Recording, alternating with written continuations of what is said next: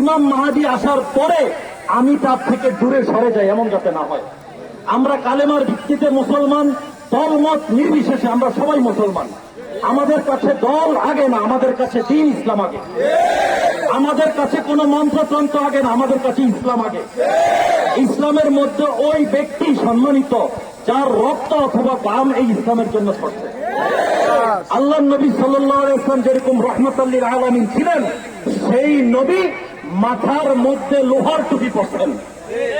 যেই নবী রাহমাতুল লিল আলামিন ছিলেন, উম্মতের জন্য 24 ঘন্টা কাঁদতেন, এই নবী ইহুদি নাসারার বিরুদ্ধে মাথার মধ্যে লোহার টুপি পরিধান করতেন। আমরা ওই সুন্নতকে যাতে ভুলে না যাই, আমাদের এই প্রিপারেশন থাকা চাই যে অবশ্যই আপনারা শুধু মিডল ইস্টের ইসরায়েল নিয়ে চিন্তিত আছেন, বিলকুল না। আমাদের দক্ষিণ এশিয়ারও ইসরায়েল আছে। আজকে ওয়াকফ আইনের নামে মুসলমানের ওয়াকফকৃত সমস্ত সম্পত্তি তারা বাজেয়াপ্ত করবে। মুসলমানদেরকে হত্যা করার পায়তারা চলতেছে। যদি এই ইসরায়েল, ভারত নামক এই দক্ষিণ এশিয়ার ইসরায়েল কখনো মুসলমানদেরকে হত্যা করা শুরু করে, মনে রাখবেন এটা বাংলাদেশ দিয়ে শুরু হবে। কারণ এই দক্ষিণ এশিয়ার মধ্যে যদি দিন ইসলাম নিয়ে কেউ মজবুত ভাবে কথা বলেছে, সেটা হলো বাংলাদেশের তৌহিদি জনতা। এই জন্য মেন্টালি প্রিপারেশন নেন। অনেক বড় যুদ্ধের সম্মুখীন হতে যাচ্ছি আমরা। সামনে আমাদের অনেক কণ্ঠকাকীর্ণ পথ, এই পথ পাড়ি দিতে হবে। মুসলমান যুবকদের স্পৃহা থাকা চাই যে আল্লাহর রাস্তায় আমার রক্ত বিলিয়ে দিব। আল্লাহর রাস্তায় যেই জীবন যায়, আল্লাহ কোরআনের মধ্যে বলছে আল্লাহর রাস্তায় যারা মৃত্যুবরণ করে তাদেরকে তোমরা মৃত হইল না। এরা জীবিত জীবিত জীবিত, এরা মৃত না, কিয়ামত পর্যন্ত জীবিত, জান্নাতে জীবিত। এরা কবরের মধ্যে আল্লাহর নিয়ামত ভোগ করবে। আল্লাহর রাস্তায় শহীদ হবে যেই ব্যক্তি, এই ব্যক্তিকে আল্লাহ রাব্বুল আলামিন দিনের হিসাবে জান্নাত দিবেন। এই জন্য ভাই একটা ঘটনা বলেই আমি শেষ করতেছি।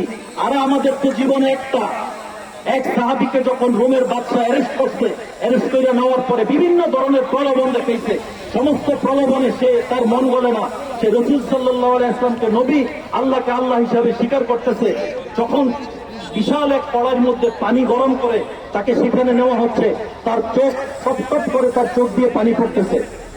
তখন ওই বাদশাহ, রোমের বাদশাহ মনে করছিল যে উনি হয়তো ভয় পাইছে, এখন আবার প্রস্তাবগুলো মেনে নিবে। তো রোমের বাদশাহ তাকে জিজ্ঞাসা করলো, তোমাকে তো কত সুন্দর সুন্দর প্রস্তাব দিচ্ছি, একটাও অ্যাকসেপ্ট করলা না, এখন তুমি কাঁদতেছো কি জন্য? মৃত্যুর ভয়ে কাঁদতেছো? ওই সাহাবী জবাব দিছে, আরে না, আমরা মুসলমান মৃত্যুর ভয়ে কাঁদি না। মৃত্যুর ভয়ে কাঁদে অমুসলিমরা, মুসলমান কখনো মৃত্যুর ভয়ে কাঁদে না। উনি জবাব দিছিল, কিয়ামত পর্যন্ত আমাদের মুসলমানদের জবাব এটাই। উনি বলতেছে, আল্লাহ তো আমাকে মাত্র একটা জীবন দিছে, আমার শরীরে যত পশম আছে এই পশম পরিমাণ যদি আল্লাহ আমাকে জীবন দিত, হায়াত দিত, আমি প্রত্যেকটা হায়াত এখানে দিয়ে আমি প্রমাণ করতাম আমি আল্লাহ এবং আল্লাহর রাসূলকে কি পরিমাণ মহব্বত করি। এটা হইল মুসলমানের স্পৃহা। কিয়ামত পর্যন্ত মুসলমান যদি এই স্পৃহা ধরে রাখে, পৃথিবীর কোন পরাশক্তি আমাদের একটা পশম ফাঁকা করতে পারবে না। আমাদের এই স্পৃহা তারা নষ্ট করছে, এই জন্যই আজকে তারা আমাদের উপরে ছড়ি ঘুরায়। এই যুবক ভাইদের কাছে অনুরোধ, এই স্পৃহা আমাদের থাকা চাই। সাবিলুনা সাবিলুনা আল জিহাদ, সাবিলুনা সাবিলুনা আল জিহাদ। ঘরের মধ্যে মারা গেল এটাও মারা, আল্লাহর রাস্তায় মারা গেলে এটাকে বলা হয় শহীদ। এই মরার ওই মরার মধ্যে আকাশ পাতাল ডিফারেন্ট।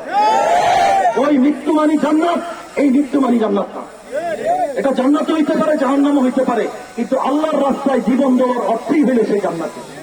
এই জন্য আমি যুবকদের পায়ে ধরে অনুরোধ করি, ইসলামের দিকে ফিরে আসেন, সব কিছুকে ছাড়েন, ইসলামের দিকে ফিরে আসেন। আপনার সম্মুখে হয়তো বড় ধরনের কোন যুদ্ধ অপেক্ষা করতেছে, সারা জীবন একরকম চলছেন, কোনো অসুবিধা নাই। সাহাবায়ে কেরামের মধ্যে এরকম ছিল, 50 বছর একটা জিন্দেগি করছে, কিন্তু ইসলাম ধর্ম গ্রহণ করছে, পরের দিন জিহাদে গেছে, শহীদ হয়েছে, রাসূল সাল্লাল্লাহু আলাইহি ওয়াসাল্লাম ঘোষণা দিয়ে দিতে জান্নাতি। আমাদের জীবনে হয়তো অনেক ভুল আমরা করছি, তওবা করি, ইস্তেগফার করি, দ্বীনের রাস্তায় ফিরে আসি। এই জীবন যদি আল্লাহর জন্য দিতে পারি, এর থেকে বেটার আর কোন জীবন নাই। আল্লাহ আমাদের প্রত্যেক যুবককে এই স্পৃহা নিয়ে জীবনযাপন করার তৌফিক দান করেন। এখানে যারা উপস্থিত হয়েছেন সকলকে আন্তরিকভাবে মোবারকবাদ। এটা আমাদের ইমানি দায়িত্ব ছিল, এটা কোনো ব্যক্তির কাজ না, এটা সম্মিলিত কাজ। আপনারা আসার কারণে এটা সফল হয়েছে। সকলকে আবারও অভিনন্দন, ধন্যবাদ জানাই। আল্লাহ সকলকে আখিরাতের উত্তম বিনিময় দান করুন। সুবহানাল্লাহি ওয়া বিহামদিহি সুবহানাকাল্লাহুম্মা ওয়া বিহামদিকা আশহাদু আল্লা ইলাহা ইল্লা আনতা আস্তাগফিরুকা ওয়া আতুবু ইলাইক।